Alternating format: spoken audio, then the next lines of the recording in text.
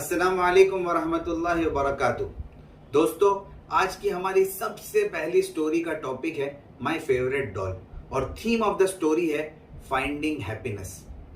1924 में बहुत ही कम उम्र में दुनिया से रुखसत हो जाने वाले फ्रांज काफ्का 20वीं सदी के जर्मन स्पीकिंग बोहेमियन नॉवेलिस्ट गुजरे हैं। एक रोज वो बर्लिन के किसी बाग में चहलकदमी कर रहे थे। उनकी नजर एक छोटी सी बच्ची पर पड़ी जो बेंच पर बैठकर रो रही थी। काफ्का उसके करीब गए और रोने की वजह मालूम की। बच्ची ने बताया कि उसकी फेवरेट डॉल गुम हो गई है। दोनों ने मिलकर डॉल को तलाश करना शुरू किया। आखिरकार बहुत तलाश करने के बावजूद जब वो डॉल नहीं मिली, काफ्का ने बच्ची से कहा कि तुम घर चले जाओ, दूसरे दिन हम फिर से उसको तलाश करेंगे। बच्ची दूसरे दिन फिर से आती है, फिर से वो लोग डॉल को तलाश करते हैं, लेकिन डॉल नहीं मिलती है। आखिर में काफ्का उस बच्ची को अपने जेब में से एक खत निकाल कर देता है। खत पढ़कर बच्ची बहुत ज्यादा हैरान हो जाती है, क्योंकि ये खत उसको उसकी डॉल ने लिखा था। डॉल बच्ची को लिखती है कि तुम मुझे तलाश मत करना और मेरे लिए बिल्कुल मत रोना, क्योंकि मैं वर्ल्ड टूर पर निकली हुई हूं। मैं अलग अलग जगह पर सफर करके अपने एक्सपीरियंसेस को बढ़ाना चाहती हूं, लेकिन हाँ, तुम अफसोस मत करना, मैं अलग अलग जगह के एक्सपीरियंसेस खत के जरिए से तुम्हारे साथ रोजाना शेयर करूंगी। बच्ची खुश हो जाती है, घर चले जाती है और एक सिलसिला शुरू हो जाता है।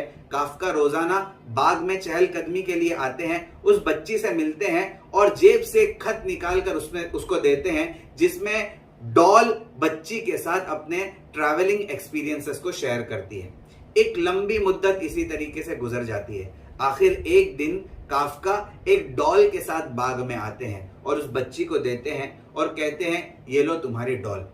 बच्ची उस डॉल को देखती है और हैरान रह जाती है, क्योंकि ये उसकी डॉल नहीं थी, कोई अलग ही डॉल थी। फिर काफ्का एक खत और निकाल कर उसको देते हैं और वो बच्ची खत को पढ़कर समझती है कि ये उसी की डॉल है, लेकिन ट्रैवल करने की वजह से, अलग अलग जगह पर जाने की वजह से उसकी शक्ल तब्दील हो गई है और उसके अंदर चेंजेस आ गए हैं। वो बच्ची उस डॉल को गले से लगाती है और खुशी खुशी घर चली जाती है।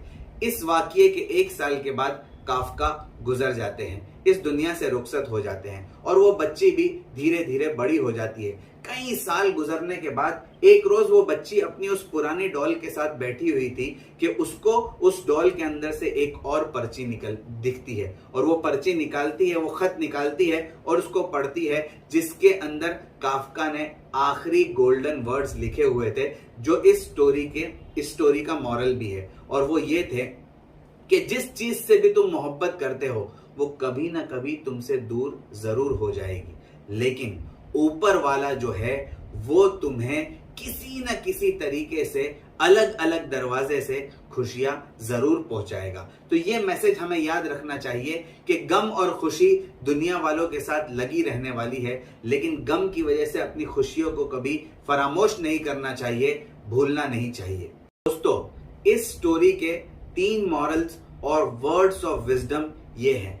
नंबर 1, अगर आप अपनी खुशी और बेहतरी के लिए जुस्तजू जारी रखेंगे तो आपको खुशी जरूर मिलकर रहेगी। नंबर 2, खुशहाल लोग वो नहीं होते जो परेशान होते हैं, बल्कि खुशहाल लोग वो होते हैं जो हर किस्म की मुसीबत और परेशानी में भी आसानियों वाले रास्ते निकाल लेते हैं। Number 3, being happy doesn't mean you have everything perfect. It only means that you have decided to look beyond imperfections. दोस्तों, हैप्पीनेस से रिलेटेड 3 अच्छी बुक्स, उनके ऑथर्स के नाम और पब्लिशिंग डेट ये है।